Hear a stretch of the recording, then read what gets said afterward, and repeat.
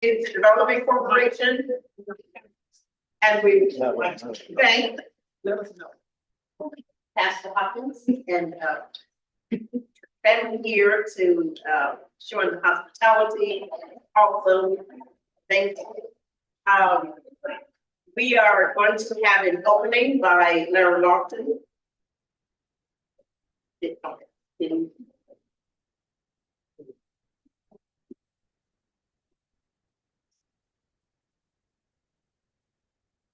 Good morning. Thank you all so much for coming out and attending this meeting today, as well as those who are online virtually. This meeting is designed to provide you with hopefully valuable information from Arkansas Land and Community Development Corporation and from the United States Department of Agriculture.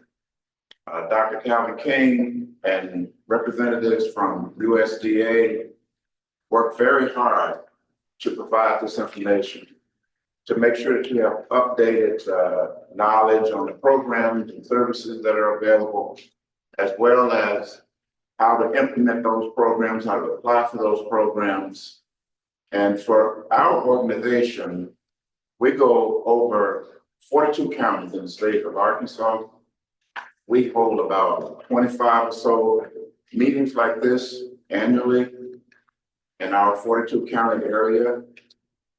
And although we try to get this information out widespread to all of our constituents, to all of the underserved communities in particular, we still know that this information does not reach everybody. So what I'm asking is that if you learn something here today, if you pick up some information here today that you think is valuable to yourselves, your family, your neighbors, or your community, please share it.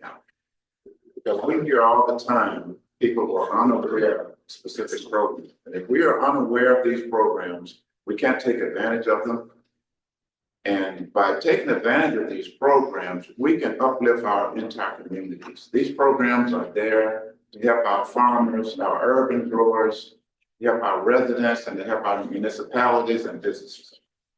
So please share this information. And with that, I will turn it back over in the hands of our narrator, Ms. Williams. Thank you again.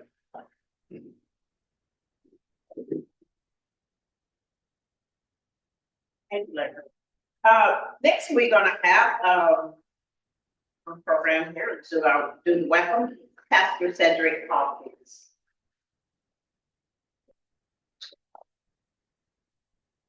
Good morning. We want to welcome you this morning to First Baptist Church, church where we exalt the Savior, edify the saints, to evangelize the sinners. We appreciate you coming. Our doors are always open. Welcome, welcome, welcome. Restroom is on either side to either door. Men's restroom to my right. Women's restroom is to our left. Anything that we can do to make your stay more comfortable, please reach out to us. Thank you for coming.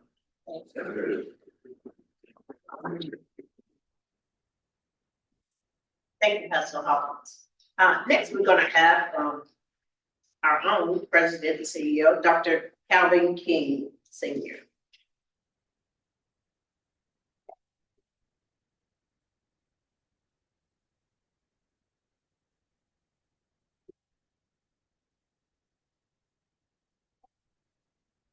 Pretty good. Good morning to everyone. Good morning. And I want to also express my appreciation to the pastor for hosting us, allowing us to use this space and giving us the opportunity to, as I said, be in this place as well. You know, the purpose of this meeting, and as we have conducted them and continue to conduct them throughout the state of Arkansas, 4 regions, as Mr. Lofton said, the state of Arkansas consisting of 42 counties. You know, the intent of the meetings is to provide information that can be beneficial to you, and you being among, and with us being among the population, including myself, as being a population that in so many cases we find our communities as being underserved. And in addition to the underserved aspect of it, I also have a statement now that I said I would start using, and that we need to recognize that we have communities and we have individuals that not only are we underserved in being able to get the maximum benefits to the benefits to the best extent possible of the resources that's available to us from the various agencies. And I said one USDA. And it's not just USDA, there are a lot of other agencies and institutions that offer resources as well, that we find ourselves being underserved and benefiting from those resources. It could be the Department of Human Services in certain cases. Some will say it could be the Department of Education when we look at our communities. It could be HUD, Housing and Urban Development. But we focus a lot on USDA because we're predominantly rural, and USDA has an abundance of resources. And as a department within the federal government, it has one of the most diverse areas as far as resource availability is concerned, as it has to do with our communities. And our communities from both the natural resource perspective, that being the land, as well as the human resource aspect of it. So that's why we say one USDA, and we provide a lot of focus primarily on USDA. The other, and when I say underserved, we also say that we're here in order to try to make sure that the communities and those individuals who may have been unreached, I say unreached, and just because we're here, I know the pastor probably stepped out and may not be listening to the presentation, but I'm sure he would be able to relate to it. I said in a presentation once before, I said, sometimes, we're in the sanctuary and the pastor has dealt with his scripture and his text, and we are there. It may just be an invited speaker, and whatever's being discussed or talked about. We sometimes find ourselves not being actually reached. It may be because our mind is somewhere else. It may just be because the way that the information is being provided, it needs to be provided in a little different manner. And we're going to try to do that here today. We want to try to provide this information in a manner where it is an engaging process with you, that we understand both what your issues are that you may have at present, immediate issues and concerns, but that you also understand what is available to you that may be beneficial on resources that you have not accessed yet, simply because you do not know that these type of resources are available to you. I'm really glad to see that we have some turnout. How many people here from the DeWitt area? Yeah, DeWitt's I'm familiar with the DeWitt. Mr. Phillips, I'm familiar with that DeWitt area back years and years ago. We won't talk about how many years, but anyway, it's been a long time. But so it's going to be an engagement process. We're going to talk about urban agriculture, access to resources we'll call urban micro farming and urban farming. We're going to talk about from a conservation resource perspective and from a farm service agency standpoint. We want to have discussions and question asks as it has to do with those resources, availability of them and how to access them. Financing, as well as financial by way of loans, the loan program services and other program services through FSA, and that's the main program, and maybe the risk management based emergency assistance program assistance through FSA, as well as conservation program. And in some cases, I know I'm giving an example. This is a true story. It's a true story that actually happened with me. I had an adjoining landowner. Land was contiguous to the property that we own. And the adjoining landowner had engaged in a contract with conservation services with NRCS. And in this particular situation, they were putting in the big reservoirs. Y'all know about that, right? How they install the reservoirs and all that is for the system to get that done. Well, when they put the big reservoir in, this was a natural water flow that came through the adjoining land that I'm connected with. And what it done, it cut off that natural water flow. And that water flow that came through there allowed me to have certain wetlands areas that was beneficial as well as to livestock we were dealing with. In addition to that, it was sort of a more of a habitat point for ducks. Because I don't hunt, but you know, it was a habitat for ducks, and those I would let hunt there. So I mean, the ducks started to go away once the water flow stopped, right? Well, when I noticed what had happened, now this was NRCS, and they were doing that job providing this resource available to this landowner. Well, they had to go back and amend that plan. They had to amend that plan because it's against the law to stop a natural water flow. Am I right? It's against the law. And particularly if it's going to cause harm or damages to the adjacent landowner. Well, in this case, they had stopped a natural water flow and could have been defined as a situation that was causing harm or damage to the adjoining landowner, that land that I was associated with, unless we could come to some compromise on how we could correct the situation. And of course, the only way to do that, which means they had to put in a control gate. They had to put a control gate in to let the water flow if I decide, no, I need no water. And if not, that's the way to correct it, right? Right. So we corrected the situation in that manner, and I agreed to it. Accordingly. Now, don't get me wrong. It just what happened in this case.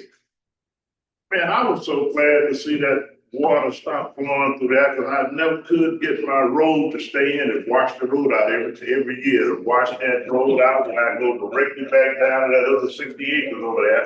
I have to go all the way around, about a half a mile around and come back in up to the back section. So, anyways, but it's good and the bad. But the point is there had to be a corrective action on that situation. And that means NRCS had to re-engage involving myself and the landowner that they were providing that service to resolve the situation. Now, so issues, that's an example. And there are many other examples of where, we deal with not just from my own personal experience perspective, but also other individuals as it has to do with accessing the type of resources through the financial system, through the EQUIP program, through the EQUIP program with NRCS. They will walk you through the process. And one thing I do know, the service provider, the field agency service provider, they will do their job in an effort to make sure that the services get delivered. And in this particular case, it was a matter of dealing with corrective action on a situation that resulted, in a negative on the adjoining landowner. We're going to talk about housing and also USDA rural development. Housing continues to be a growing issue, particularly in the minority community. And when I say an issue, it is an issue on the availability in a lot of cases with access to affordable housing.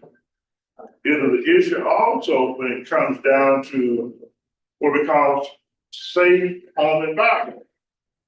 I was listening to a report just a few weeks ago, and they were talking about the fact that the population today, current population of senior citizens like myself, are living in and wanting to live in their homes versus going to assisted care facilities and things of that nature.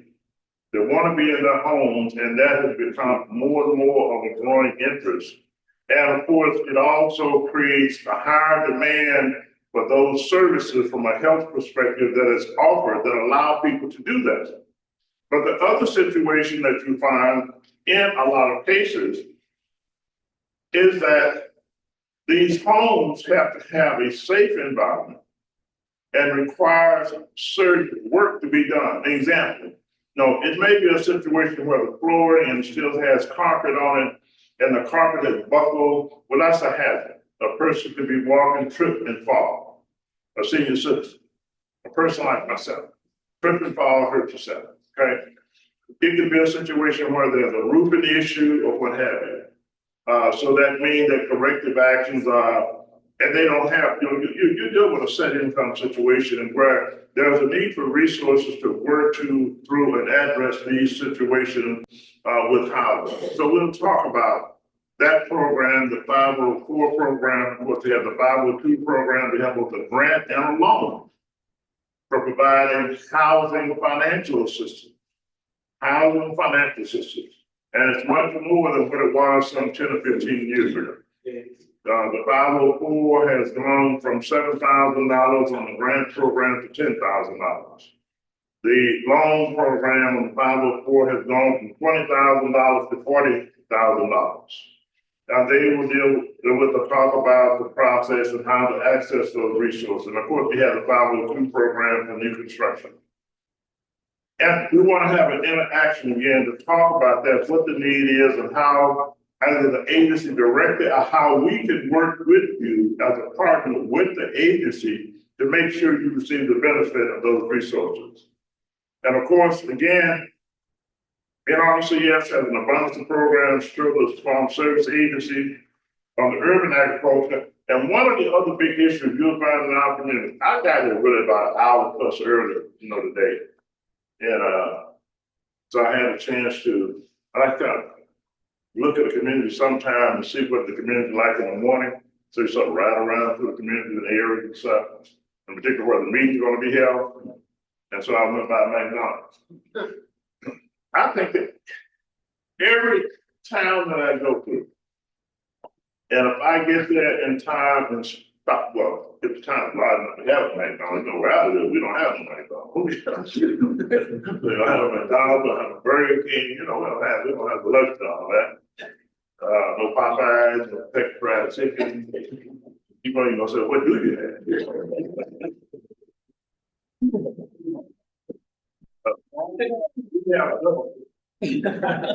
We do have a double quick. That double quick have a sitting area also. Yeah, when I go to double quick early enough in the morning, I see some of the same thing. But at McDonald's, and most of the time you go to McDonald's early enough, you find out you almost have a community meeting at McDonald's. Now folks will go to McDonald's just to get a cup of coffee and get a cup of coffee and a session. And there'd be so many discussions going on, and I didn't want to, because that was one talk about some housing. Well, I don't want to go over there. So you ought to come to the meeting. But then they said, well, you eavesdropping on our conversation. I want to eavesdrop. I just want to kind of get accentuated, like, you're some sitting up here, some over, so I can sort of sit so I can get both sides and everything that's being talked about. So, but anyway, air topic is the issue. We have information also, a training document on air property. And air property has been defined as one of the areas where African Americans has lost a higher percentage of land and homes, and has been a major contributor to the deterioration of our communities in a lot of cases, because when there's air property, they leave the home, don't let it stay in the home, you can't sell the house, John Doe can't sign because the other one don't want to sell it, and it just sits there, and then the city has to get involved, and from one thing to another, it may go to sale, it may not. But air property, we've lost a lot of land. But we want to talk about air property and the issues of relation to air property and how we can best assist you. And the resources that's available also to deal with air property. You can get financing through USDA now to address air property, passed in the 2018 Farm Bill. A lot of people didn't know that. But we have a third party, by the way, not directly from USDA, but that's a third party that they know the agencies to get that through. The final point, I want to say is that, those of you who may be farming and those of you who have land, and I know Mr. Phillips now, they deal with agriculture and farming and everything else, down in that DeWitt area, but we've had some experiences of things we've been doing with drones in agriculture. And particularly if you're dealing with livestock, drones are becoming more and more popular in dealing with agriculture, law enforcement, and a lot of other areas as well. But drones, if you're raising livestock, you can use drones for the purpose of monitoring your fence line areas, cross fencing, and even checking your livestock in the passes. Unless you have one of those side by sides or something, and you're riding around in it. But a drone is faster than that too. And the time period you can fly and look and check and see exactly what's going on as it relates to your operation. So all those things, we're going to have more discussion about. And these discussions can only take place if you all engage with us with both questions and the conversation itself to the resource agencies that are here. And of course, the questions you don't ask, I will. They'd probably rather y'all ask them than me ask them because they know how that process goes. Okay. So thank you very much, and we're looking forward to move forward on the agenda.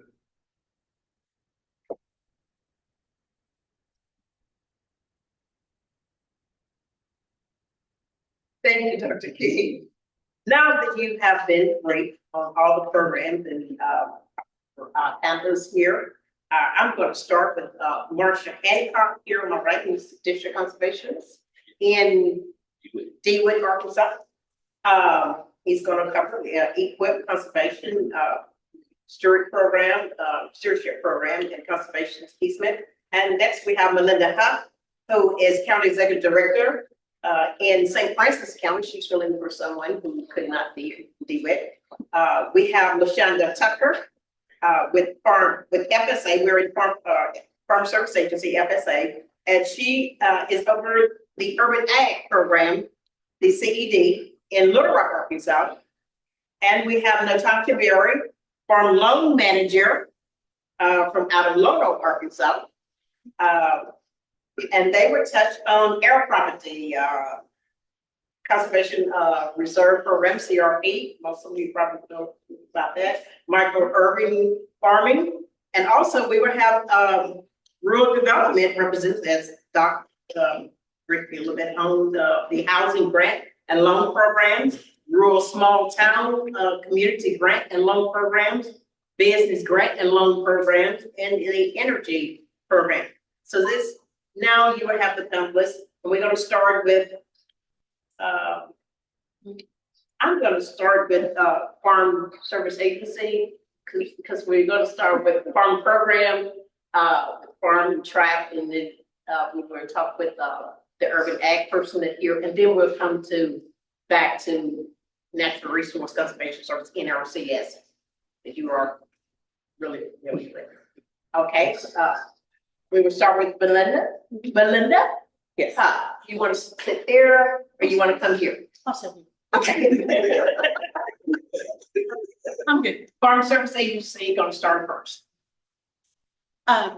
First, like she said, thank you for the introduction. I'm with USDA Farm Service Agency. I've been with it about almost 20 years now. I'm filling in for a lady that couldn't be here today.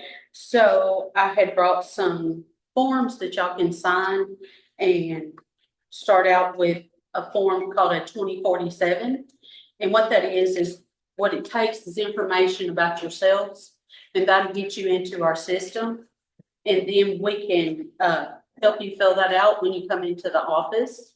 The main thing is to also fill out your email, because with your email, we can send you our newsletters and it'll keep you up to date of what's going on with Farm Service Agency for the year and the upcoming years. We'll have a new farm bill coming up soon, maybe next year. Then also we have a form that's called an 860 form. It's for socially disadvantaged. It actually helps you get extra with our programs that we offer, extra pay, extra money, if it's out there to be had. It'll also keep us updated with the how many females we have in our farming, in our system, which is really good. Also, we have our 1026 form, and that is the form everyone fills out. You do it once, hopefully, and it's just telling us if there's violations on the land for wetlands, or if you're gonna be doing any work on your lands.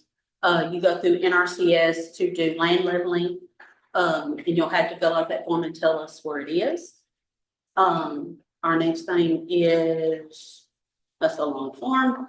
The next thing is the 941 form, which is your income.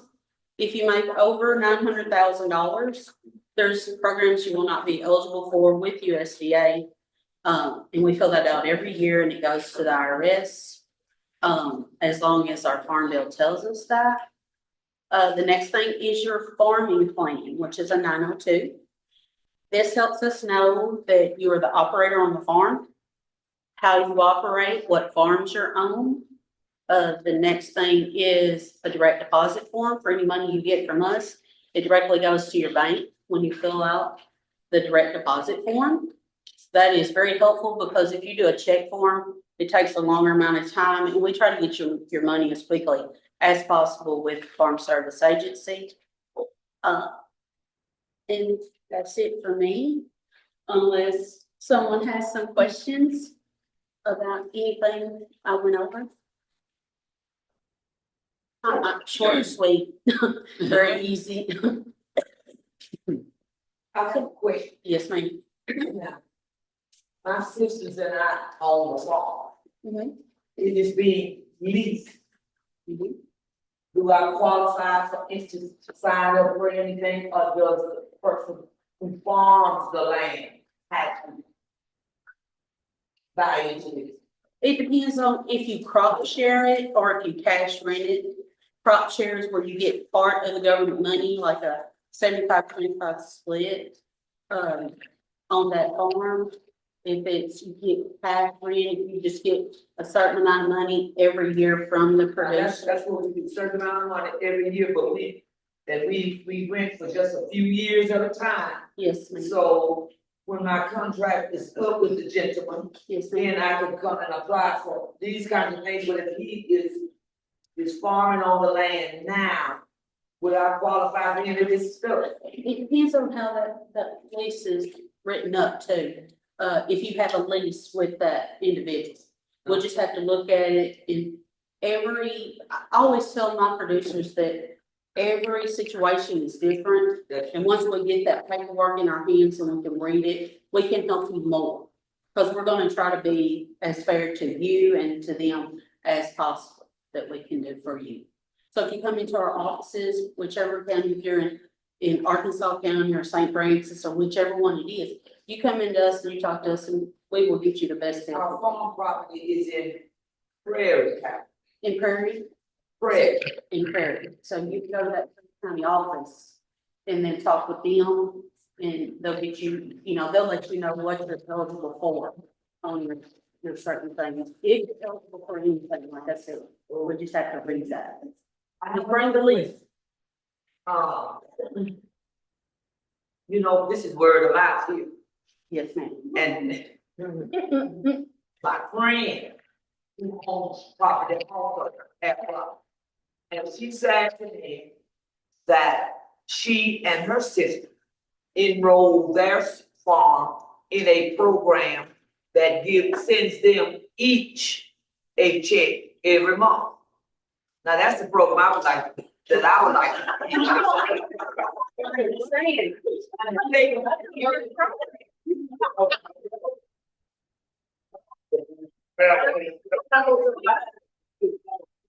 I know. Now, she told me that.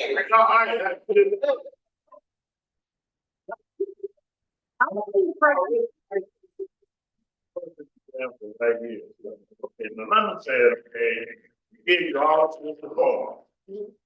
Okay?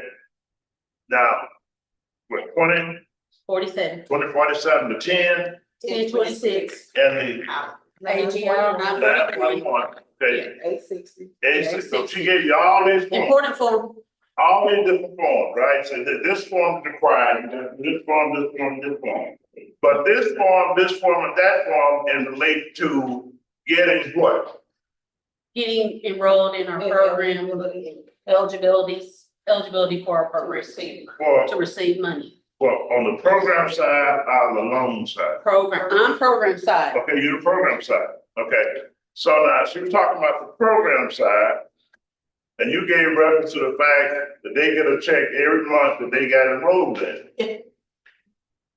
And, you know, I don't know about every month, and maybe they get a check every so often, they may be in the CRP program. They could be. That's in the Which the annual, it's not monthly, it's annual, it's annual Yes. program. And they would get a check accordingly with the conservation reserve program. So all these forms you're talking about is qualifying for these programs, and you wanna know the one, how do I sign up and get a check without renting land? I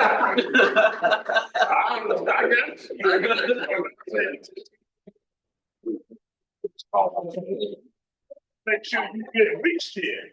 So we're gonna reach here, just say, and get to where I think you wanna be. And it's gonna come all the way back around full circle. It may not even be Farm Service Agency, it might be NRCS. Exactly. Okay. Tell you that. I understand. Right. I understand exactly what you're saying. And you can get on scheduled payments, am I right? Mr. Hancock, you get on scheduled payments. I don't know if it's monthly or every 6 months or annually, whichever conservation easement. Mr. Phillips knows. Mr. Phillips knows every program is how to get in there. I tell you. But conservation reserve, they have conservation easement. So she's on the program side. Conservation reserve program is a program. I know she told you about all the forms, but she said to be eligible for getting the services. We're just trying to get you in the door. Get you in the door. In the door so I can see what you have. And that was the next thing that was kind of going around in my mind, because my friend who told me this, she has really good Washington DC contacts. Oh. Does that make a difference?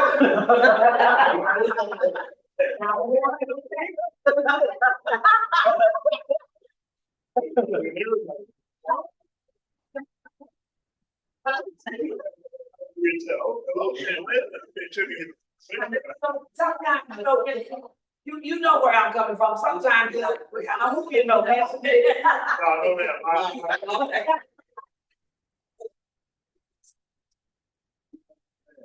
Okay. But I guarantee you this, I can promise you this, you know, as she talked about the forms and say getting in the door.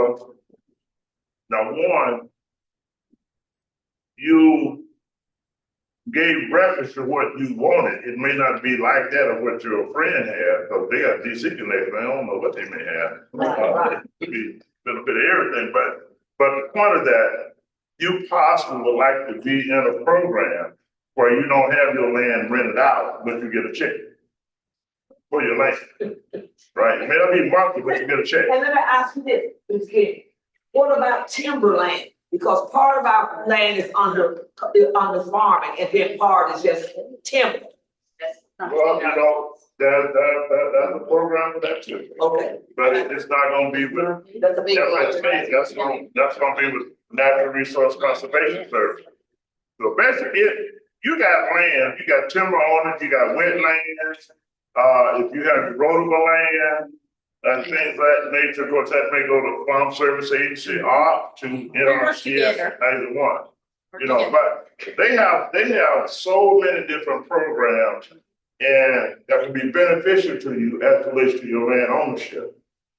So, but one thing very clear, Linda, very clear, crystal clear. She want to get a check. She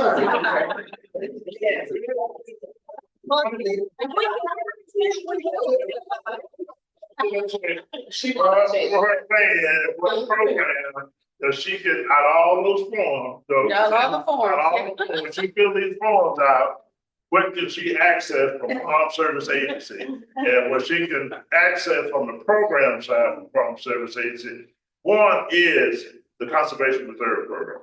Possibility, you know, if your land qualifies. Okay. But that's gonna be the first determination of eligibility and on the land itself. But to get started, she just told you about these. Go to Melinda. That's her. You can come see me. That's you gotta go to FSA, USDA Service Center, the Farm Service Agency, and see if your land qualifies for on the program side of FSA. You need to find out which one's gonna be best. You may not want FSA, you may want NRCS instead. Yeah. If you ready me. Well, we gonna find we will see before we finish this meeting. Right, that's right. Yeah, we Okay, Thank you, Dr. King. you want to talk about urban ag, Shonda? Um, Brief a little bit about urban ag, and then we'll get to farm loan side. Okay. okay, so on the agenda is micro urban farming, which is, small scale farming in an urban setting. Usually this is incorporated with different farming methods like vertical growing, raised beds, high tunnels, or indoor growing. Micro farming could be considered backyard growing on an acre or less. And let's see. So you have the micro farming, which is an acre or less, and then you have urban farming, which is a little more than an acre. You got more than that. Well, yeah, this is just what they have started in Pulaski County. So our office, the Urban Ag Office, just opened up this year for rooftops, backyard, community gardens, producers. So we've opened our office for them to assist them in getting farm numbers to start their business. So, but with micro urban farming, it is an acre or less, so it's considered micro urban farming. Yes, sir. Do you have to be in a town setting or a city setting, or can you be in the country? Yes. You can be in the country. I mean, it won't really fall up under the urban title, but you can still farm. You can get a farm number. You can still grow your vegetables, fruits and vegetables, because it's normally that on the smallest, on an acre or less. You said y'all big money for that. No, I'm not saying that. I'm not saying what it does allow you to do is sign up for programs with NRCS to assist you. We have our NAP program, and you can sign up for the NAP program, but it's not guaranteed that you'll get a payment. Because NAP is non-insured disaster assistance program. So if you have your vegetables and there is a natural disaster, you could potentially get a payment, but it's not guaranteed. Okay, so the micro urban farm, It's just farming on an acre or less. but what are we trying to accomplish with that? Well, I mean, it's To feed myself and my family, what are we trying to accomplish? Well, it was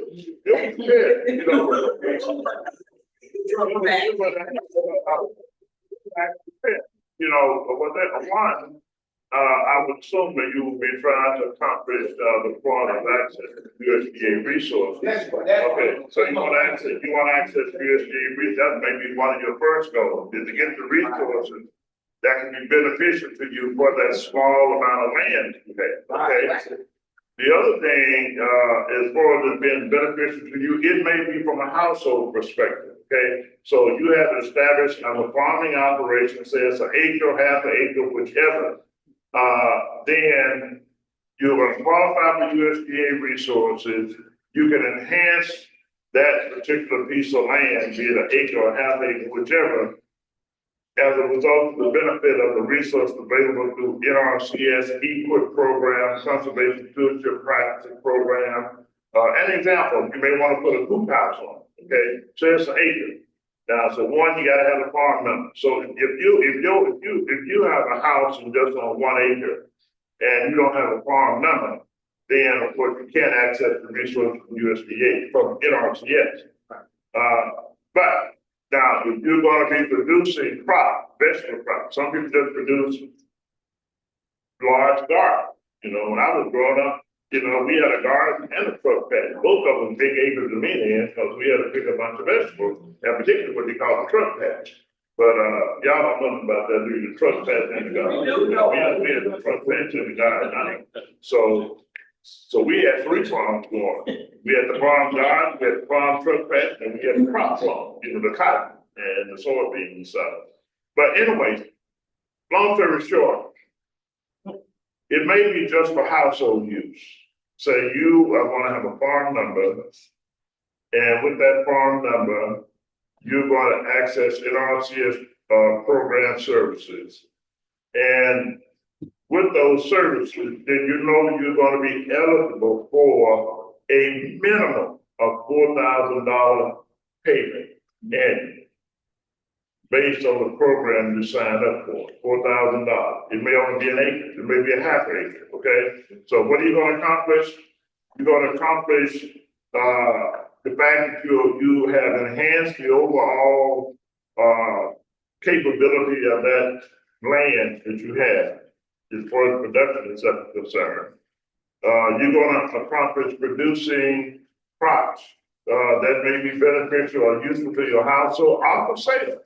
So you can produce crop, you can produce vegetable crop, and get on an acre, half acre, you know, quarter of an acre, whichever, and get set up and supply the food pantry by way of the food bank and get paid for what you send to the food pantry. We call them food hubs, and we're gonna do more work on that and hope to back with our clients to participate in that market opportunity.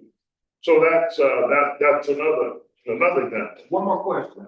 Yeah, Is there money available for startup? sure, there's money available, you know, that's on, this is, you're gonna talk about the finance side. You have the program side with FSA, you have the urban micro farm, what urban micro farming is about, how you so define, clearly understanding what urban and micro farming itself is all about. And to even be in that category as an urban micro farmer, not just a garden. But one of the things is gonna come back to FSA again, and that's back on the program side. I'm gonna go back to London again. I know I'm starting picking on them. I'm going back to London again. You say sign up and dealing with those forms, all those numbers she called out. You know, that's still on the program side. In order for you to get a farm number, you gotta go to the program side, you gotta see Linda and all those forms she called out. Now, all those forms and a deed, or either a lease Yes. to get you have your farm number. Yeah. What about air property? Air property, Air property. okay, you're gonna come down there, if you got air property, Everybody on the deed? if you have that as one of the challenges and sometimes a barrier, the best thing to do is to get an agreement from all of those who are heirs Yeah. that you are the administrator. Like, for instance, I'm involved with air property. I'm the administrator for a family trust, okay? So, but we probated everything. So we have what's called a living will that rolls into a trust at the, the last parent passed. So it rolled into a trust. And so we have trustees and administrators for that. So if you have air property, you probated it. It's in probate now. It's in probate now. So you're in court.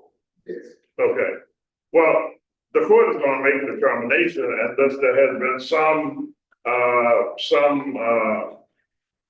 decision made on the part of the court, any type of court decree that's been issued, or maybe there's a temporary assignment of an administrator as you work through the process. I don't know if you all have received that yet. But I do have another piece of property that's an acre. that's how to come to that, I possibly, do the urban, I mean, the micro farming on.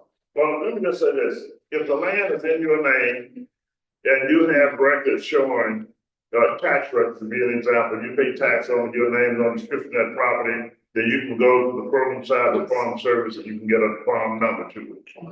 If you know someone who has an acre or half an acre of land and they will lease to you, then you can get a legit, and that person has the ownership, legitimate administrative control over that land, they will lease it to you, be it an acre, half acre, whichever. If it does not have a farm number, then you can take that lease to them and get a farm number. Yeah. Yeah, you can take it, so you still don't go back and see London. But now, I only gave. Or your local agency. Yeah. London, as a basic conservation reserve program, because she was talking about how could she get a check for her land that you just did, so that's all we're trying to So talk the about. lady that you're sitting in for, she's in DeWitt, right? Well, actually, she's the acting CD. We have the CD here now that's about to become. Oh. She's This not- is what I'm. She's in training. So, yeah, so you'll go see them. Just say, Lena sent you.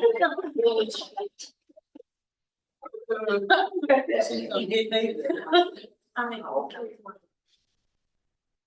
So it sounds like you said, what are you trying to do? Get back to. I'm trying to get to, do some, from what I'm hearing, I want to get into the micro. Micro urban farming. Oh, okay, Yeah, I think that, yeah, I think Yeah. I want. Cause the land is just sitting there. yeah. So you would just need to get your farm number created Right. and you would apply for NRCS. And micro loan, if that's something that you think you would want to do, to assist you with getting that started. Now, the deadline from NRCS is And up is the 22nd of November. Right. Really? For, Actually, on the hot street. yeah, 2025. So I have to get all this done by next week. Start your farm number first. Start your farm number. So how do I go see her? Yes, yes. With your deed or your lease. Have to have. Okay. Or lease. Or the lease, either or a quick claim deed. Look, let me ask you a question. You may already have it. You said it's air property, how many acres? is it? No, that one is, probably about 70 altogether. 70 acres. Altogether. I would, the first thing I would recommend that you do is to go to Farm Service Agency and check to see on the land ownership map whose name that farm is in, or how is it listed now, how the taxes have been paid. It may already have a farm number. Good night. Possibly. Possibly it already It's has. never been farmed. Okay, so it's different pieces, it's never been farmed. It's never been farmed, 70 acres. No, you gotta understand, there's 40 here, there's 10 here, and then there's maybe 8, maybe there. It's all, see, it's kind of convoluted the way it went down, but it's all, Different location, different location. okay, but total would be about 70 acres. Right. If not, yeah. Okay. Maybe 75, 80 acres. I would still give a starting point to whatever name that is. I would check to see if they have a land ownership map. And they can check to see if there's a farm number connected to that. Okay. Because sometimes farm numbers have been connected for a long time. Awesome. And they just been sitting there, maybe 20 years, but it still has a farm number. Okay. Yeah, so I want to see if you have the farm number, on the land. And then from that point, you would still have the fact that it's air property, and it's not in your name, you still have to show you have access of some administrative authority over that land. Or if you've been paying for taxes on it. Yeah, if you have tax records where you've been paying the taxes on it, something of that nature. But if not, get the other land, you can get a lease The on. one I know that, I got an acre, like, I know I can get a phone number for it, like that, right now. Okay, well, get that then, and let's get started with that. And we work with the individuals through that whole process, you know, both with FSA and ALCDC. One thing about the CRP program, if that's something you're interested in, they cannot farm your land. You won't be able to farm it. And you have to choose if you want your land in grass or trees. If that's something you'd be interested in, the Conservation Reserve Program, CRP. But it also has to be Farming. It hasn't been farmed in the past. Years, yeah. Last years. Well, if they farm it this year, they have to agree not to farm it next year. And they can still put it in CRP. But if they don't just wanna see that the land has been farmed in like the last 4 or something years. But yeah, if you're wanting to farm it, you can't lease it to be farmed on. You have to decide whether or not you want it in grass or trees. Ma'am, you know, the two things with the Conservation Reserve Program, of course. You talking to me? Yes, ma'am. I'm back to you to check.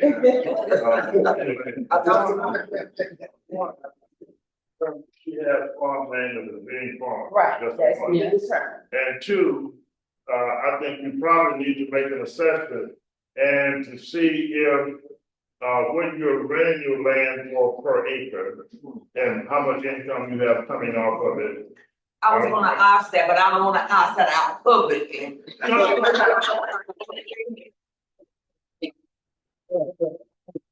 Tell us, man. Okay. I'm saying, what you probably need to do is, I'm just saying, to just do a comparison analysis, the program versus rent, cash rent. Yeah. If I'm getting $100 an acre for my land Right. on cash rent, and it's bringing me an X amount of income at $100 an acre. But if I put it in the Conservation Reserve Program, and of course, It could be less or more. yeah, it could be less per acre, maybe. And I don't want that. No, I didn't think you did, and I think you want to check the state and where you are above, more than what you are. So, just doing that as comparison, you look at the program, you know, how much is the program, is CRP paying per acre in, you in Perry County? Prairie, yeah. How much is the paying per acre? in Perry County? Well, yeah, about- I'm just gonna be. Yeah. Well, it actually varies from county to county. And then I think it varies too, I do know this one about it, varies as to whether the owner farm, provides the water, cause it's beans and rice farm. Whether the owner provides the water, I think all of those stipulations come under how much they're renting to you, pay you for using your land. Well, let me just say this. If you put it in the Conservation Reserve Program, nobody's gonna be using the land. I know, but I'm so comparing, I'm trying to let you know that I'm so. Yeah, right, so you're talking about irrigated land, you're talking about land that probably has a rice base on it, so if you have a rice base on it, and, you know, I don't know what the program, I know Mr. Phillips know what the program payments are on a rice land, so it's irrigated. You may want to, you would have to look at, or anybody farming land that has a rice base on it, and program payments from rice, now, I don't know what that is now, what they're getting out of that. On rice base, Mr. Phillips, how much roughly is that?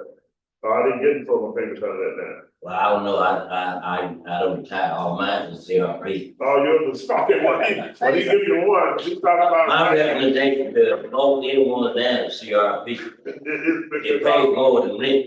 You ever thought, the versus rent, is because the price is up on CRP now. So the price, this is an experience first, and you talk I about. know, so I guess I wanna get into CRP thing. Okay, well, the conservation program, use the right farm, you understand, right?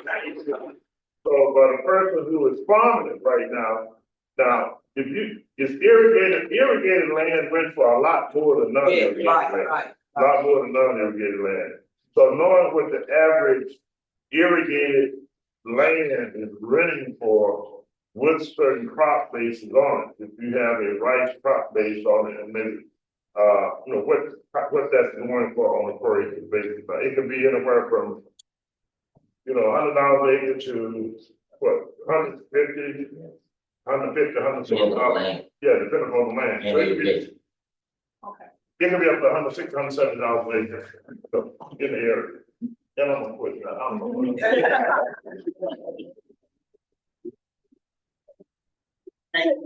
Well, I say, like I said, I want to make sure we engage up here when the person say, well, let's look at our accomplish out of this. That's I right. want to make sure, I know we want to accomplish already. You already know. But Deborah was my good help when she was in DeWitt, and we do have some timberland, now my no, that land I have is not on exclusively, it's in some kind of program. What kind of program was that, Deborah? That's right. I did get a check every once per year from that situation. Okay, That's you're fine. probably in a conservation program with that, but it wouldn't be just one time unless we put it in a 15-year or a permanent conservation easement. If it's a permanent conservation easement and you chose, I don't know about that, but he's gonna talk about it. Yeah, we're gonna go on next, more story, you got to have a farm number and a track number, in any of it. And you're gonna start with Farm Service Agency, simple as that. And you can, whatever county you're in, you can go in there, or you can go online, you can, call or go in that county office, and they still can help you, no matter which county you're in. Yes. Next, we're gonna have Natasha Berry, which she has the farm loan program. She's a farm loan manager in Lone Oak, Arkansas. So she will tell you what programs that's available. So Natasha, Thank you. you're welcome. Thank you to you and Dr. King for allowing me to be here today. I am Natasha. I cover Lone Oak County and Prairie County. I'm the farm loan manager. And today I'm going to talk about our most used loan programs, which is the microloan program, the direct loan program, and the guaranteed loan program. We also do beginning farmer loans, and you may ask, who qualifies as a beginning farmer? A beginning farmer is any producer who has been farming 10 years or less. Now, they do have to meet the same eligibility requirements for each of the loan programs, the direct loan program and the micro loan program. So let's get into the micro loan program. Now, the micro loan program is geared to smaller farmers, okay? That loan limit for the micro loan program is $50,000, okay? And you can use that $50,000 for annual operating expenses, equipment purchases, or to purchase farmland. The terms is 1 to 40 years. For annual operating expenses, you'll have 1 year to pay it back. If you want to purchase equipment, you have 7 years or less to pay it back. And for farm ownership under the microloan program, it's 25 years or less, okay? Now, for the annual part, you can use those proceeds to purchase fuel, chemicals, seed, and other annual operating expenses. So are there any questions about the microloan program and what you can use that for? A question on that, from the beginning farm. And this is back to the flexibility program. Is the flexibility program, on the direct loan, available both for the micro loan as well as the regular direct loan? Yes, it is. And that's a new program that they recently came out with. Yes. With farm service. So she talked about the annual payment. You're operating, paying everything back, that's interest and principal, all at the end of the farming season.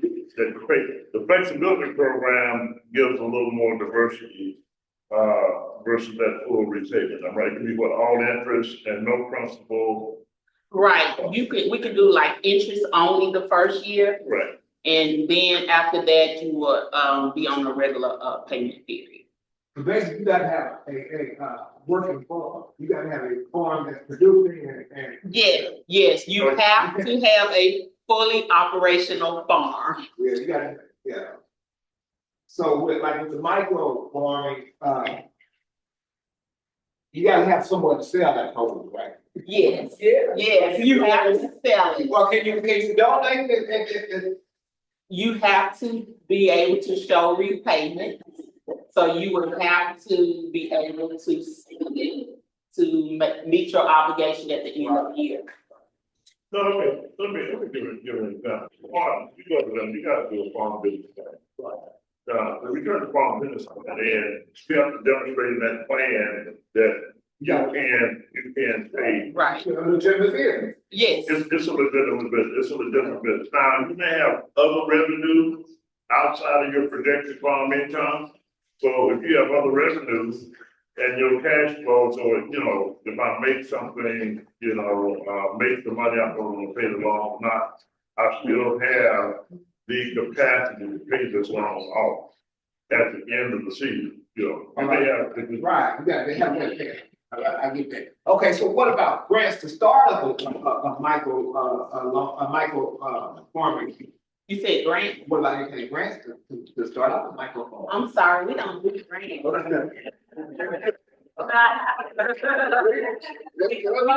We only do loans, we only do loans. They gotta be paid back that first year.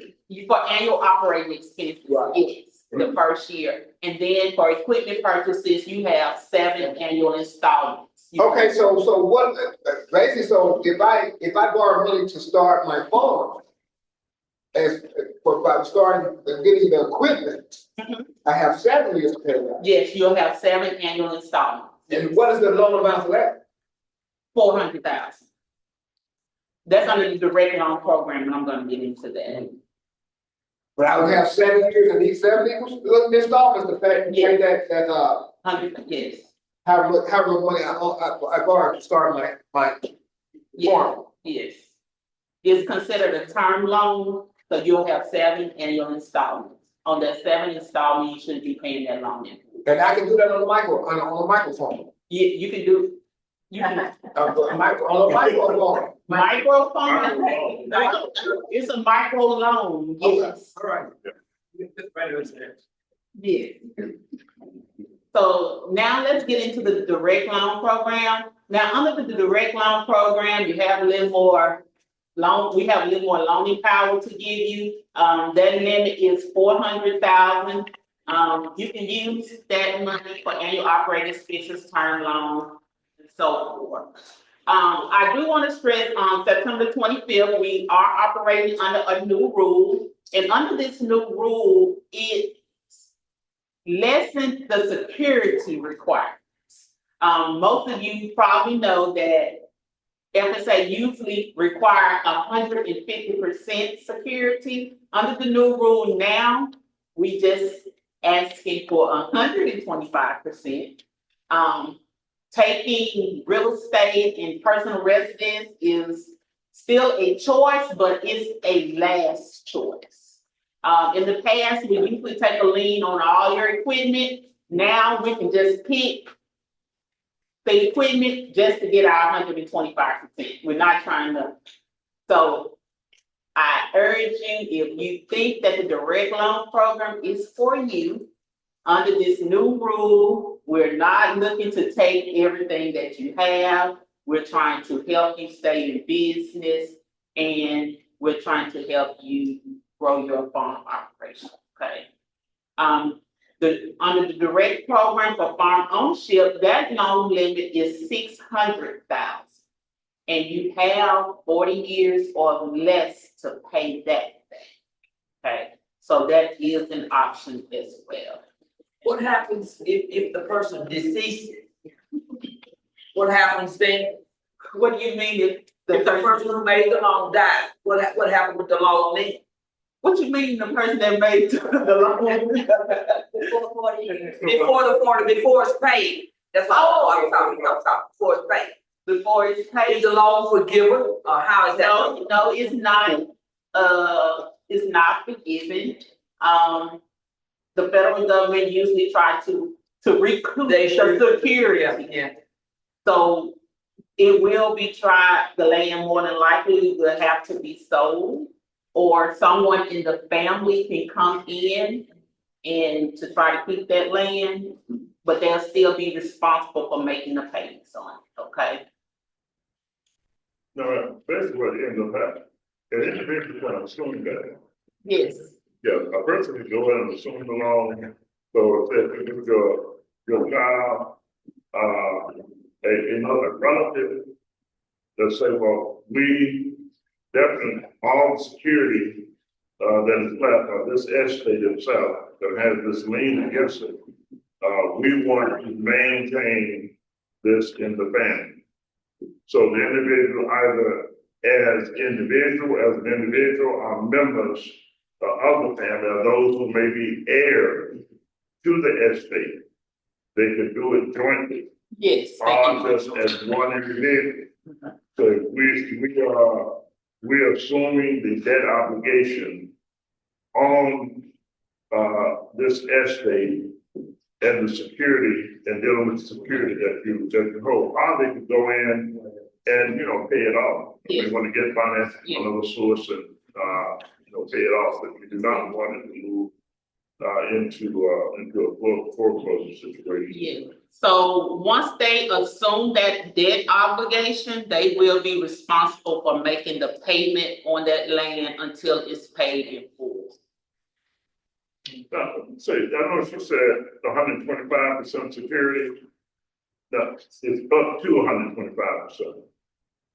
Now, and what all are you showing, are you giving to show even up to the 125%? If you're going in for an operating loan for $400,000, and if we're developing a business plan for you, then again, you're coming back to the cash flow basis of it.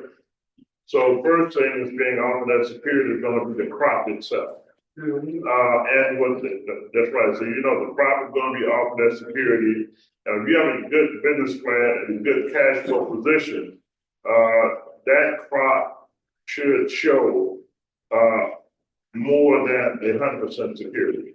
That it will show the ability to pay back, and then maybe up to 110% even just on that. If you have both the capital side, the chattel side, equipment, as an example, if you're operating loans with the inclusion of both operating expenses, fuel, seed, chemicals and things of that nature, labor costs, and all of that's a part of your operating business plan, then of course, all that operating costs, all the crop is used, everything that is used to produce that crop, including the equipment, is a part of that security. So let's just say it's $400,000 and you have $200,000 in equipment that you purchase. Let's say $300,000, equipment is expensive nowadays. Let's say $250,000. Let's say $300,000 in equipment, and it's going to be $100,000. Operating expenses. We got $300,000 security on the chattel side with the equipment. There are $100,000 operating expenses that you'll be paying back 100% of. The projected revenue from that crop should show the ability to pay off $100,000 and a part of that total $300,000, which is spread over 7 years. Mr. King, what I'm hearing, I'm about simple, easy, and easy. But it's a lot of red tape with this stuff in it. It's a lot of things you have to do to receive these benefits. But that's what we do. And that's why we work with you. That's why we. Well, I'm saying you have to work with people. That's why we partner with USDA. Now, the only reason I can talk to something because I learned it off from them. So, the process of the business plan itself, I'm only using an analysis of what she just told you. So say, okay, 125%. Okay. So if you have $100,000, 100%, of that security based on what your crop revenue is showing, maybe 100%. And then you got 300,000, so it's 100,000, total, but what I'm saying, 125%.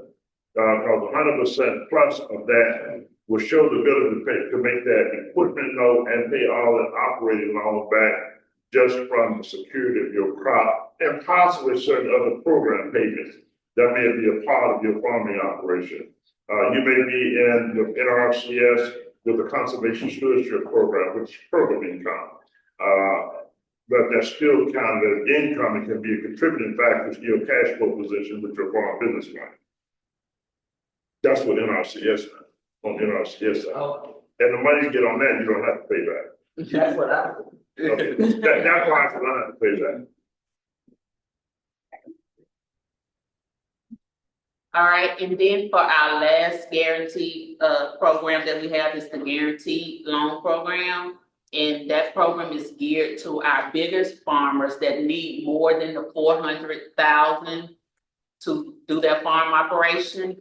The limit for the guaranteed loan program is $2,251,000. The guaranteed loan program, you do have to find a lender that is willing to do you a guarantee. Their rate is determined by their financial institution. You have a term of 1 to 7 years. You can also use those funds for annual operating expenses and equipment purchases.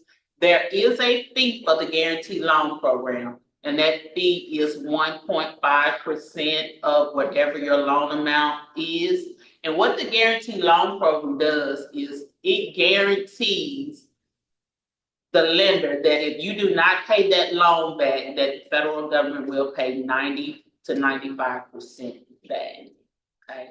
So if you need more than 400,000, I urge you to look at the guaranteed loan program, okay, and talk to a lender in your area. What's the interest rate on your operating loan now? 4.75. And For the on rate. the guarantee is running what, 8 point? Yes, 8 or up. Sometimes it goes to 7, but Right. most likely it's 8, and it could be a fixed or a variable rate. Oh, It's determined by the lender, yes. Okay, so, but the variable rate is normally based if you're dealing with capital investment on real property, right? Right, Variable exactly. on operating. Right. Okay, so the variable rate. I have seen it on operating expenses too. Really? Yes, very, yes. It's determined by the lender.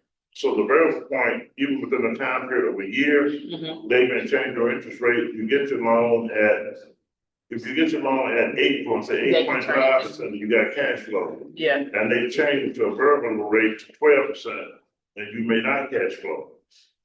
Yes, but that very rarely happens. So From what that's I what see. that could be an issue. Okay. Yes. The other thing I want to ask is that they talk about the guarantee versus the direct loan. Now, FSA also are used to offer, and just depending on where you are in the farming operation, they used to offer interest rate buydown. Do you still offer the buydown? Say it was up to 4.4% buydown for that 8%, then they could, on beginning farmer, buy the interest rate down to 4%. Are you No. still doing that? We don't do that. You don't do it anymore? No. I saw that. Yeah. Okay. 7? Yes. All right, thank you, Farm Service Agency, Melinda Hub, Natasha Curry, and Linda Tucker. Thank you. Next week gonna have, NRCS, Mark Hancock. He is going to speak and we're gonna have set. And I'm gonna ask if you all would let them finish presenting the programs that they have, and then ask the questions, so we kind of running a little bit shortly, 1 o'clock. So we're gonna actually do that, and I thank you so much. Martha Hancock. I'm Mark Hancock, with NRCS out of DeWitt, and our office is located at 1015 West Second Street. So if you all want to come visit me, feel free anytime. Just some of the programs that we have to administer is basically, we got the Equip Quality Incentive Program. And that's to protect our natural resources. So And basically, that sign up is going on right now. It's gonna end on November the 22nd, which is next Friday. So, and they mentioned that you have to have a farm number and a track number in order to be eligible to sign up. So, you get all that taken care of with the FSA before you come in. Also, we have the Conservation Stewardship Program. And it's based on conservation efforts that you already completed. Can you all hear me? Okay. Okay, but yeah, it's based on conservation efforts that you had already completed and completed enhancements to improve them efforts that you already done in the past. So, and they provide a payment on those, and Dr. King had mentioned a $4,000 minimum payment. So, and that's program is what you would receive that $4,000 minimum payment on. Also, the sign up is going on all our programs right now. So any programs that we are talking about right now, it's basically sign up is going to end next Friday on the 22nd of November. Okay. And like I say, we make sure we have eligibility and all that taken care of. Make sure everything is certified as far as the adjusted gross income, whether or not you meet that $900,000 a year or not. So to be eligible for those programs. Some of the other programs that we might have is your Regional Conservation Partnership Program, your Conservation Innovation Grants. Okay. And we have already talked about the Conservation Reserve Program, which is done through the Farm Service Agency. Some of the initiatives that's going to fall under our EQIP program is we'll be looking at it as your own farm energy initiative. And it is assistance to inventory and analyze farm systems that use energy and identify ways to improve efficiency through and agriculture energy management plan. So, and so if you got chicken houses or anything like that, or you want to wells and such type of thing that looking at conserving energy on, that's the program you'll be looking at. Grazing Lands Conservation Initiative is more of a grassland program, improve the management, productivity, and the health of privately owned grazing land. So, also we have the Organic Initiative, which is a voluntary conservation program that provides technical and financial assistance for organic farmers and ranchers or those interested in transitioning to organic. So, and that you'll be looking at that if you are just basically going into hoop houses and stuff like that. You want to go to grow vegetables and urban ag and that type of thing. High tones. Dr. King mentioned that several times when he said hoop houses. So basically, it provides targeted assistance to promote use of high tones, which offer many benefits, including long growing seasons. So there's the benefits of a hoop house. Now, I know we got several people in the room right now that has hoop houses already in the county. I know we had 20, right at 24 hoop houses, I think, already signed up in Arkansas County. So, so if you're looking at urban ag, then several of those under urban ag and several of us on alternative crops. So our easement programs that we'll be dealing with is Agricultural Conservation Easement Program, which it helps producers protect wetlands, grasslands, and farmlands for future generations. So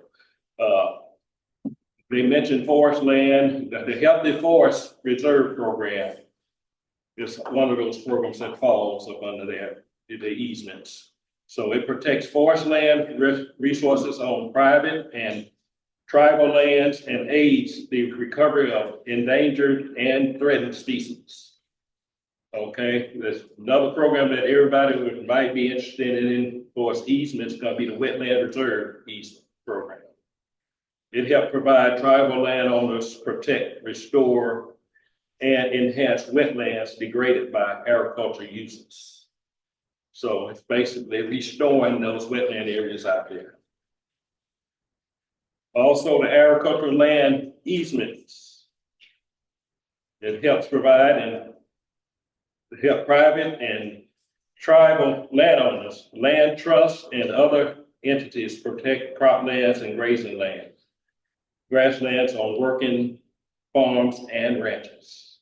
So, and those are the major easement programs that we use in Arkansas, basically. And if you have any questions on those, I accept them right now.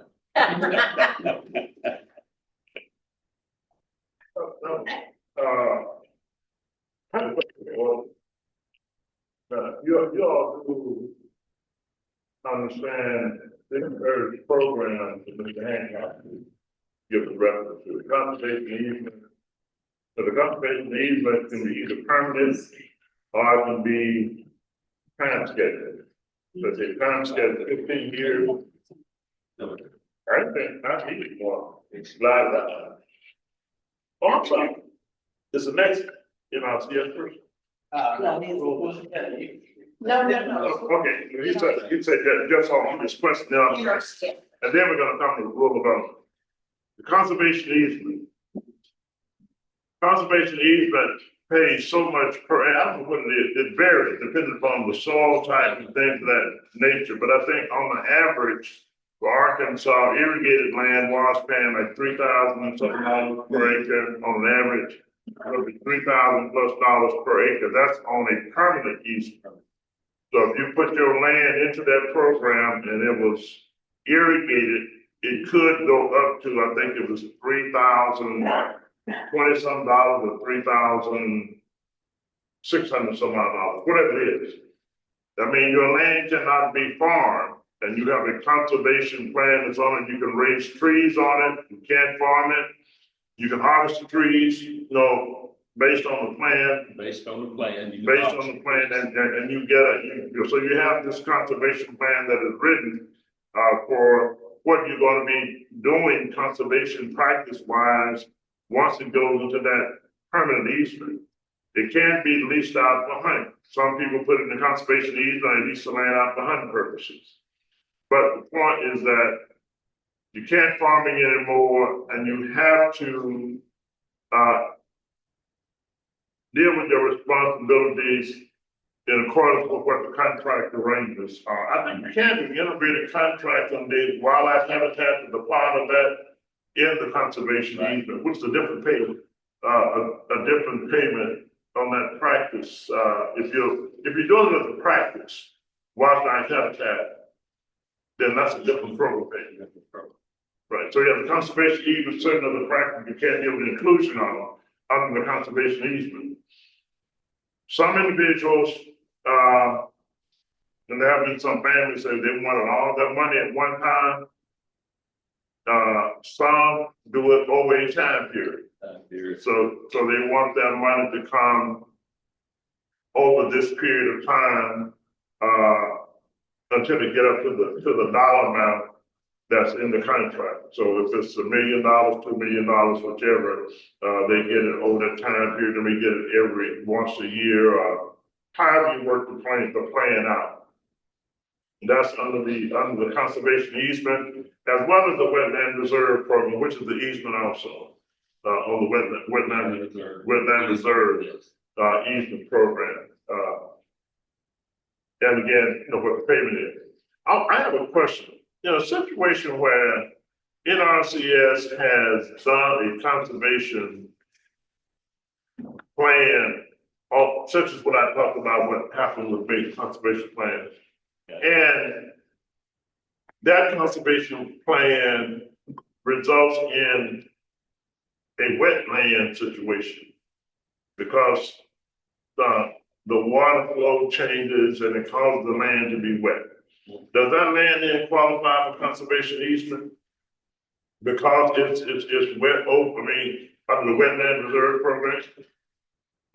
Yes, if it meet the criteria, basically, is if there's a hydrophytic vegetation out there and it's considered to be a wetland type soils and that type of thing, then it could be, that program. But what if not wetland type soil, but it just stays wet because of the adjoining land has done a conservation practice that's causing my land to flood?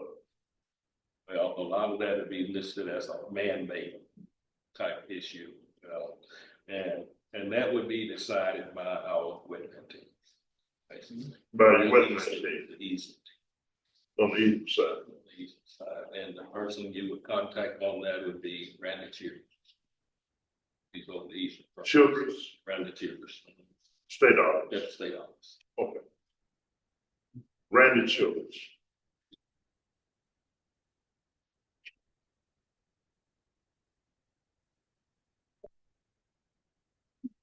Is there any other questions on NRCS? Just natural resource conservation. I just want to mention one other point. He gave reference to equipment. I'm glad to know you said a number of them have already put hoop houses in. Have those individuals put the hoop houses in? Have the compliance requirements ended? On the first phase portion of those practices hoop houses being built, and what are the practices of the hoop houses? Not yet. They have the contracts have been obligated. We still getting them erected, so hopefully we can get them all done in the next year, hopefully. If we have been having a few issues with getting people to do the hoop houses, actually, contractors. Getting someone to build it. Get somebody to build. What does it take to do it? Well, basically, it come in a kit. The landowners could take it themselves, or anybody can form it up. I'm like the contract like that. Now, So let me just say that there's I know an individual, a family, and they started off as small micro farms, and they started building hoop houses. They decided to learn how to build hoop houses, and normally contractors can do it better or learn it better than the way these individuals started off. But it can be very beneficial for the individual doing the construction as well as as long as you stay within the budget, they only allocate, I think, the maximum per hoop house is 1,000 now. yes, right, a little over 20,000. It's right at 21,000. So that's all it is a frame with a plastic on it, right? Let me just say this. There are specific requirements that NRCS has. Now, the kit, first of all, the kit that they order has to be in compliance with what the requirements are for the program. That's one. And we have had producers to put their own, some producers to put their own up. We've had some to have individuals to put them up for them. But the instructions in the kit in dealing with that process, as long as it's you have the proper reinforcement on it, and of course the type of galvanized, aluminum piping, not galvanized piping now. That's the type of aluminum piping that they're using, and of course it has to be covered and tightened in a certain manner with the viscreen that you're covered with. But that does get to be a problem on getting them constructed to meet the compliance time period of those contracts. Y'all may want to see this carpet over here. Yes, sir. Wow. That's the contract. But and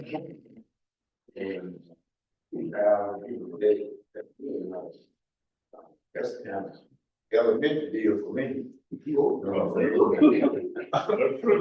Never building this house and stuff like that, that's elementary. It's probably just put it out there, I put it together, don't need no directions, because that's where I come from. I'm a mechanical inclined. Okay, just trying to put the puzzle together. Let's look at it and That's on natural, that's natural. But, well, always read directions. Yeah, but the direction, the direction sometimes is off. You know, just like when I build houses, I just picked up a house plan for, a USDA house. It's going up in Google, Arkansas. But if you work with architects, you know, they supposed to be the smartest somebody in the world, but they're not. You know, what I deal with, they put the electrical stuff in the well, the gas, and where the plumbing, and put the plumbing stuff and where the electrical, you know, the heating and air. And that's what they went to school for. They still mess it up. So then it's the contractor to straighten it out. You know, so that's what I'm saying. You know, the director sometimes they give you direction, but sometimes it don't work like they say it because they ain't got you on the job, or their job is different. Always read direction, right? Always read direction. But first. Talk about we gonna live in talking. Always read direction. I'm what I can do. I'll do what you can do. I'll tell you time where. And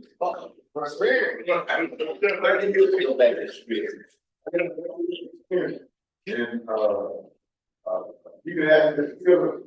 Yeah, I think they shared this word. The tractor is a truck. That's what I do. Okay, so what we here for? We here to get some information. These people get up to the top.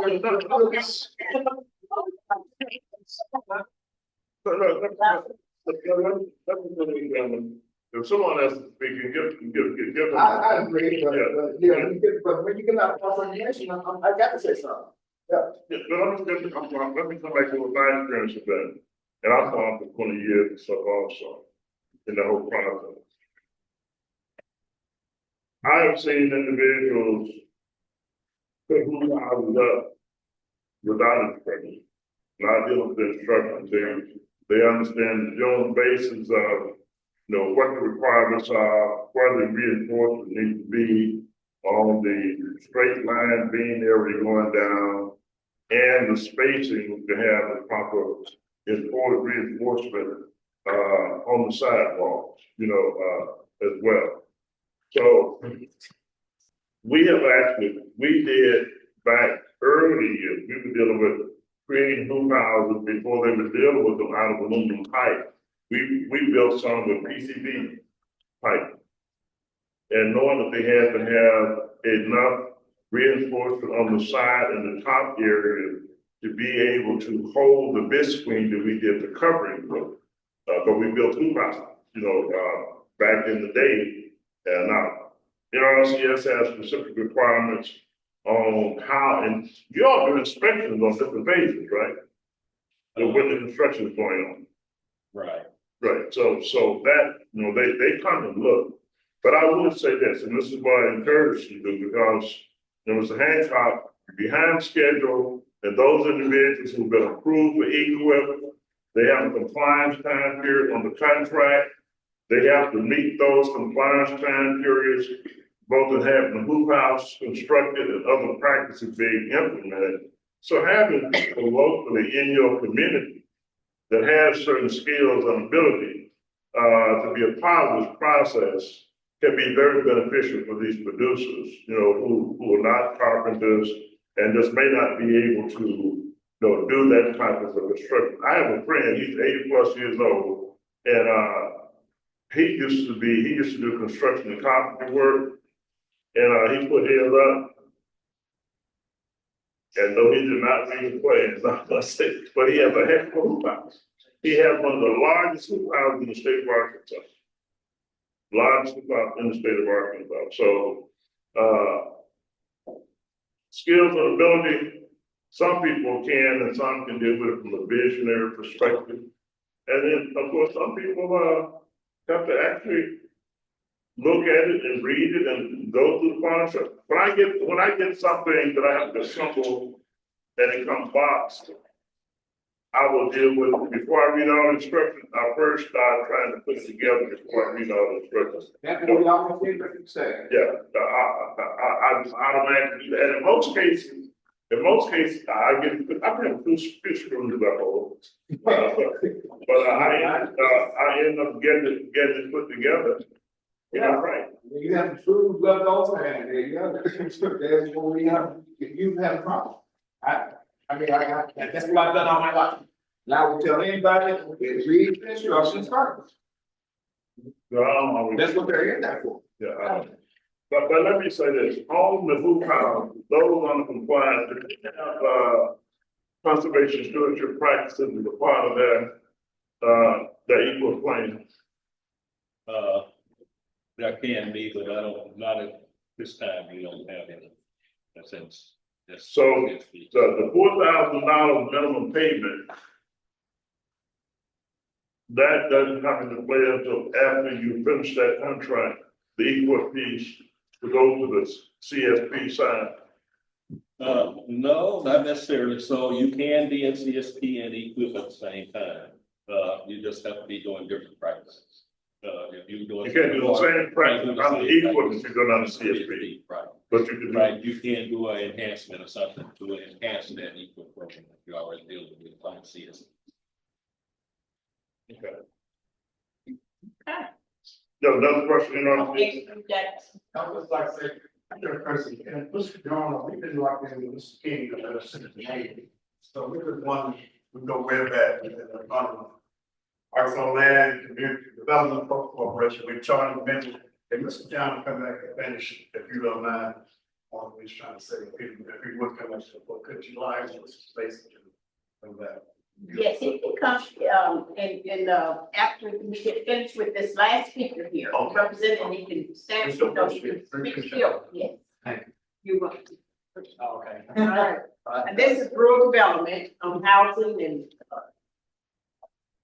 Thank y'all for having me. My name is Seth Harrison. I'm with USDA Rural Development. I'm our core city office. I'll start off talking to you about what we call our 504 program. That's for repairs and rehabilitation on single family homes. So that program is mostly for very low income households to help them repair their house or keep it up to living standards. As far as what we have a grant program and a loan program. Our grant program, it goes up to $10,000 in grant, and it's for applicants that are 62 years of age or older. Like I said, they also have to be very low for this area. I get figures for Lee County. It's going to be pretty similar among the counties. So for Lee County, that'd be if the total household income is around 34,000 or less, somewhere in there. So if they're very low income and they're 62 years of age or older, they can potentially get a grant up to $10,000 to help with major health and safety hazards in the house. So that would be things like the heat and air is gone out. Needs repair. They have rotten doorways, you know, like the trim around the front door is rotten and it might be a potential hazard. We're trying to take care of those sorts of things with the grant. As far as the loan part goes, there's no age restriction on it. The only restriction is to be very low income, regardless of age. And that loan can go up to $40,000 to help take care of repairs with the home. It has a little less restriction than with the grant. With the grant, we prioritize the sort of repairs you do. You gotta have it to make the house livable and safe. With the loan, we prioritize taking care of the major health and safety hazards first. After those are taken care of, if you're eligible for the remainder of the loan, we can use that to modernize the home a little bit, make improvements. But we prioritize taking care of your health and safety hazards.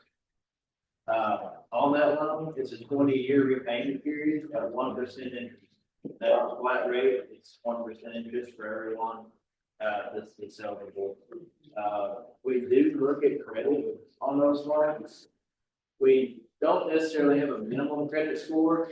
If you have a credit score of 620 or higher, we just don't have to look too hard at your credit. We can just kind of glance at it. As long as it's going to make reviews, we can go on. If this credit score is 620 or less, we just have to look a little bit deeper. We might have to get some references from utility providers, and you can routinely late on any sort of utility payments or get references that way.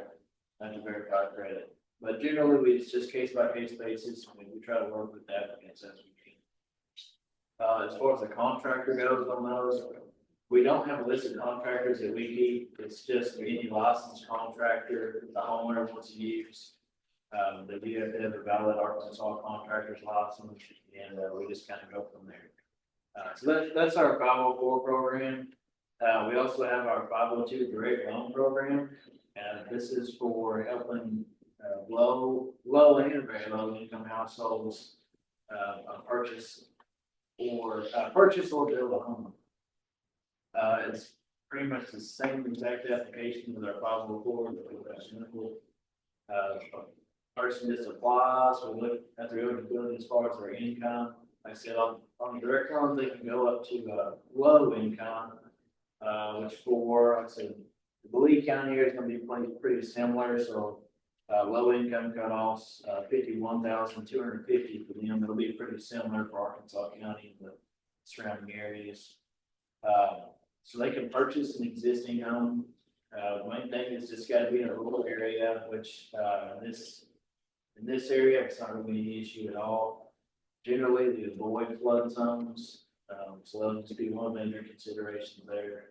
There's not really any property restriction as far as the house itself, but this has to be considered typical and modest for the area. As far as property size, generally we don't do a whole lot over an acre. We generally stick to around an acre or less. Sometimes we've gone a little over, just depending on the property. You know, if it's on the side of a hill and it's 2 acres, but on the bottom half acres, actually you can do anything with it. We'll usually make exceptions in that case, but generally just an acre or less. And it's mainly to help families get into a decent, safe, sanitary dwelling. The long term on that, it's a standard long term is 33 years. For some people, depending on how low their income is and their situation, they might qualify for up to a 30-year period. The current interest rate on that right now is 4.375, which is pretty low considered compared to private lenders. As far as the building goes, it's the same as with our 504 program. The builder just has to be a licensed contractor. We don't keep any list of them or anything like that. It's just whoever the applicant chooses to build the home. For those constructions with us, one thing that kind of does discourage a little bit of builders a little bit, we only make payments up to 60% of the construction costs while the home is being built. So at any given time, the contractor can only get up to 60% of the cost of work done until the home's completely finished. And then they'll be paid that remaining 40% when everything is finished and taxes inspection and all that. That does discourage some builders, but we also have what we call a conditional commitment program. And so this is where if someone's eligible for a 502 loan to us and they have a builder lined up, that builder can come to us, they'll do a conditional commitment application and they'll pay a fee, which they normally get most, but if not all of their fee back when the home's finished. But they'll pay a small fee. We look at it, if the home plans can be approved and all that. We send a letter to the builder, a conditional commitment letter, and basically what that does is say, it tells a lender that this builder has a home buyer lined up. They're pretty much all but guaranteed to get a full development loan as soon as the home is finished. And it allows that builder to go to a private lender, get an operating line of credit to build a home where he's got his own loan going. He can get payments as he needs them. And once he's finished with the home, he comes back to rural development and lets us know. Then we actually close on the loan. Contractor just gets paid one lump sum there at the end, and the homeowner can move into their newly constructed home. So that does work pretty well. If someone wanted to build a home, wants to go that route. As far as credit on our home purchase and building loans, we look for a score of 640 or higher to fast track through credit. We don't have to look too hard if the credit score is 640 or higher. If it's less than that, we just do the same thing. We get references from like the landlord, we pay monthly insurance to. monthly phone bill, monthly utility providers. We get references that way to try to make that gap. So for people that are a little bit over those low regular income limits, we also have the 502 guarantee program. So an applicant can be up to moderate income through that. So that would be over that 15,250 I mentioned for Lee County. For moderate, we can go up to around 100,000 income there. It's very, very similar to the 502 direct loan. They might have a slightly higher interest rate because it's going through a private lender and the loan balance is guaranteed, guaranteed up to 8% on it. But it'll be pretty similar to a 502 direct loan. It just kind of bridges that gap where someone who's considered moderate income can have a very similar experience. And it has pretty much the same credit and property restrictions as the direct one. So moving away from our housing programs, we have our community facilities, loan and grant program. So that's where we try to go into those rural communities, especially small rural cities and rural nonprofits, and we do what we call community facility loans for them, loans and grants, which is where we help with things like helping a small town get new fire equipment. We do a lot of police vehicles, helping small town police get police equipment. We help with things like constructing community centers, repairing community centers, and those sorts of things. The grant on the list goes up to 50,000.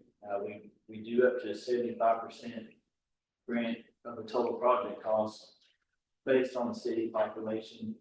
For Arkansas County, there's only 2 cities in Arkansas County where we can do any sort of grant. That'd be DeWitt, and we can do up to a 35% grant on community facility projects in that area. And then also for the city of Humphrey, we can do up to 15% grants on in their area. So if they had something like they needed to purchase a police vehicle, we could potentially do a grant up to 35% of that. It'd be nice if it was 100%, but sometimes even 35% can be enough. So that's the sort of things we do with our community facility loans. We also have our water and waste environmental programs. So that's where we do projects with these small communities as far as like doing water systems, sewer systems, stormwater systems, and that sort of thing. And I'll kind of move into our more interesting business and industry loans and grants. The big one we have for this area is what we call our REAP program, Rural Energy for America program. So that's a loan and grant program that helps agricultural producers and rural small businesses become more energy efficient. So, a lot of people kind of think of solar. It can be solar, but that can also be things just like getting more energy efficient heat and air systems in their agricultural production buildings, moving to solar power, irrigation systems, wind power. If you had the capability of geothermal and all that sorts of stuff. So it's probably our most heavily used out of our B&I programs. We also have what we call our value-added producer grants, loan grants. So that would be if there's an agricultural producer that's producing grapes and they want to break off in a grape jelly, but they need some grants to assist with getting those grape jelly production facilities going and that production line. They could look into our value-added producer grants and try to expand their business and their products and become more profitable. So those are just 2 of the B&I programs. Those B&I programs, there's like 60 of them total. So there's a whole big list of them to go through. Generally, they're aimed at creating or saving rural jobs. So that's the general focus of those. There's a lot of helping rural businesses and rural small communities get assistance they need. And generally, the interest rate on those for any of those loan programs, they're going to be about what they consider a prime rate, plus about 1 to 1.5% A few weeks ago, the crime rate is 8%, so some of those loans, if the producers looking at those, they, might be about a point or a point and a half percent interest rate lower. So, that's just a brief overview of our program, so if anybody has any questions about those, I'll be glad to try to answer them. What was the grant for community assistance? Community facilities, from the grants. Community facilities for. Loans and grants. The full, the 504 program, okay, so my uncle is 88 years old. He's living in home, but he needs a lot of work. I'm slowly trying to, work on the house, he's eligible for that 504 program, right? Yes, sir. So how do I get him signed up there?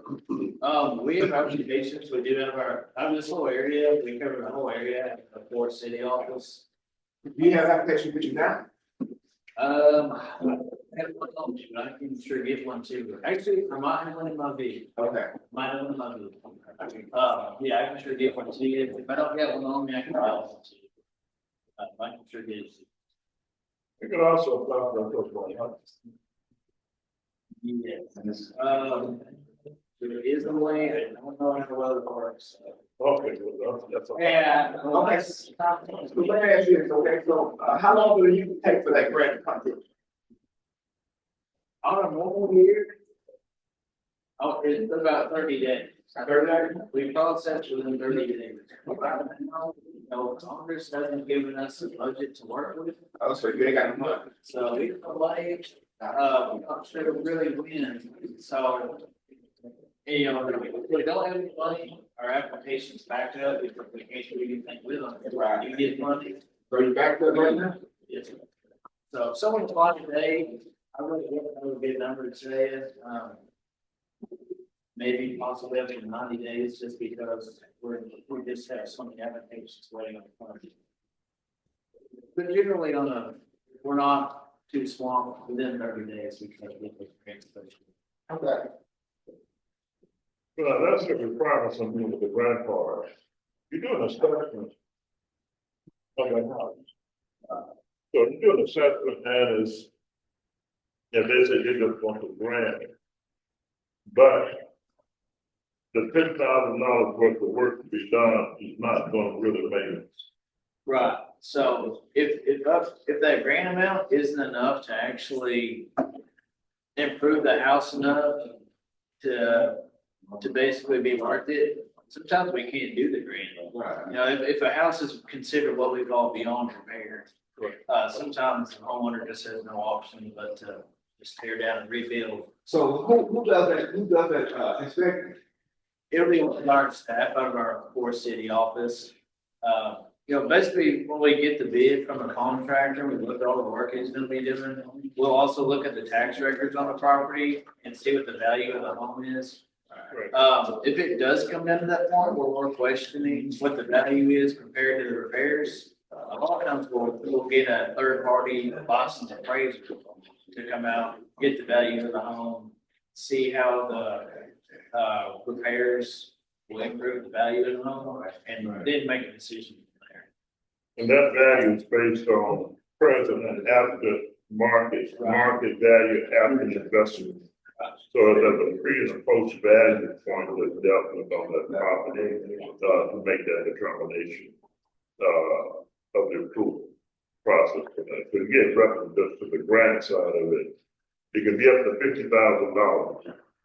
And the individual, that's a $40,000 loan and a $10,000 grant, right? But when we run into particular homes that were built in the 60s and before 1978, I won't say they're too far gone, but every assessment that I've done on the properties, and what construction cost is now, $10,000 does not get them apart. You start here with heating, cooling, roofing. If you have crawl space and you gotta deal with putting floor beams back in, leveling the house back out, new flooring back in. Wiring is normally outdated, has to be brought into code. So 10,000, I mean, just the wiring and the roof takes up 10,000, better than 10,000 right there. So anyone applying to the application should have the pre-assessment done by a licensed contractor of what all work needs to be done in that property. That has to go in with the application, right? That has to go in with the application, so that we make that determination. That's all I'm gonna say. Okay. All right, thank you, Seth. Was none of your other questions? Or? Okay, so, we're running short and we're gonna let, this gentleman in the back say something. So then, okay. Oh, you just want to talk to the doctor? Oh, okay, later on, after the meeting? Don't you? Yeah.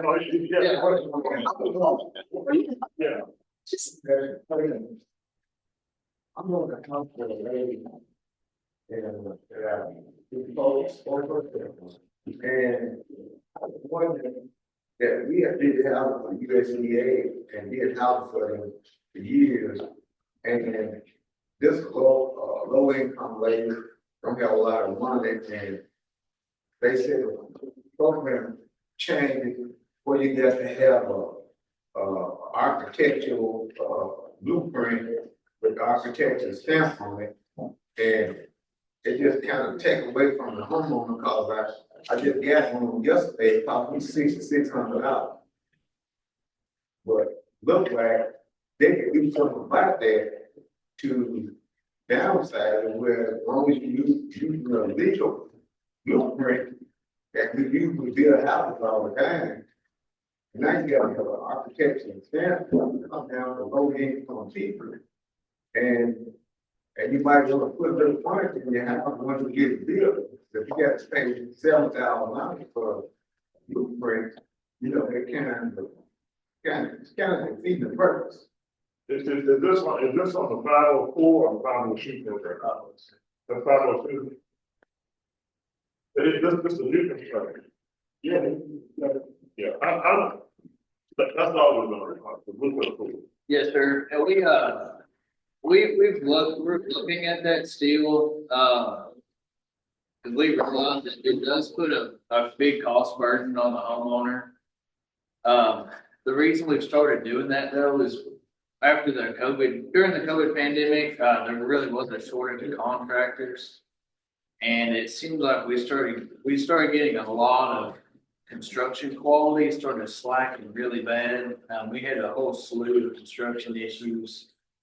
I guess just during the material shortages, we had a lot of contractors started cutting corners and having some issues that we had to get addressed.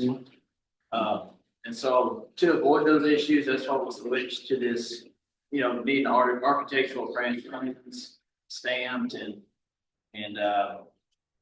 now it's started requiring third-party inspectors during construction and all that sort of thing, just to avoid those issues. Because we understand the homeowners are low and very low income, and so if there's post-construction issues, we know they can't just go get a second one to fix those. So we try to do it all right the first time. Like I said, we understand it puts a burden on the homeowner to pay those architectural costs, which we include them in the loan, do as much as we can. As long as there's room, we'll include those costs in the loan. But no. With y'all finance, you got no finance, no design it out. We don't right now. I think it's coming though. I think it's coming because we have a minimum square footage of 400 square feet. We haven't got into the tiny home stuff yet, but I imagine it's on the rise. Yes, sir. Yeah, yes, sir. Yes, sir. No problem. Let me, I want to say this, that, in reference to RD and contracts. We actually recommend that the individuals do have an architectural engineering plan. I mean, I've always recommended that, I still recommend it, because when they're going in, USDA is going to do an inspection. They're going to inspect to make sure they're up to par. And it is best that the property owner and the one that's getting the work done, it is best that they have a plan and that they know that they are doing the inspection in accordance to that certified plan. Otherwise, you're sort of shooting in the dark. No, well, they're gonna inspect it to make sure that it's certain standard. But, we just recommend that they do get an architectural engineering plan. They do have books. You can't order plans online that will meet USDA's, requirements. We've actually done that with some property. I have, at least in the past, I have worked with individuals under the new construction, and instead of just getting an architectural, an engineer, we ordered to have these plan books, and they have different plans online that you buy, and they're cheaper. They're actually cheaper too. Well, unless the cost of it has gone up, considerably. But I just for to know that they have something to go by, and when they have a contract, to do a contract, it's the way I do. When I do a contract with a particular contractor, then my contract, if I'm writing a contract for someone, then my contract is going to specifically state that the construction is to be done in accordance with the reference, and I'll reference the plan, the engineering plan for this particular job. And I've dealt with new construction, renovation, as a developer, both in Arkansas and out of Arkansas, and making sure certain code requirements are met. But USDA won't accept that no more. We're going to show something, so. I tried it. Just the pre-made plans. Yeah, I tried it. For this last year. Well, now they're just all gonna be architect certified, so they can still be online plans. Yeah. But, architect just has to look at it and sign it. Oh, yeah, I mean, when I do that, they've already done that. You can get these plans certified by an architect. But when I say you can order the plan, because they're done according to spec. I mean, if you have a person, that would do that. So see, USDA, they have architect, if you go to their building plan. They were gonna find, they got something online, and that's it, USDA, but it's not USDA.gov. It's really not affiliated with USDA, you call it in, they don't have it. That's why they say that you gotta have an architecture plan, and still, they don't do things like they used to, everything changes. I wouldn't know. I tried. I would check into that. I have some architects and engineers and stuff, and that those who do understand these certified plans, are from in Little Rock as well as in the Pine Bluff area. Okay, I'll be glad you move, but. Okay. Yeah. Okay. So. I'll ask. All right. We just want to thank you all for coming and thank Representative Hawkins for facility. And on behalf of Arkansas Land and Community Development Corporation and our president, CEO, Dr. King, freshman at Stuttgart. Again, thank you all. You have a safe trip. And make sure you turn in the evaluation that she gave you to rank for us. Because this is what it's about, that if we are doing something that interests you all and to help you all, and if we're not, we need to know. So this is for us to do better. Okay, thank you all. Have a safe trip.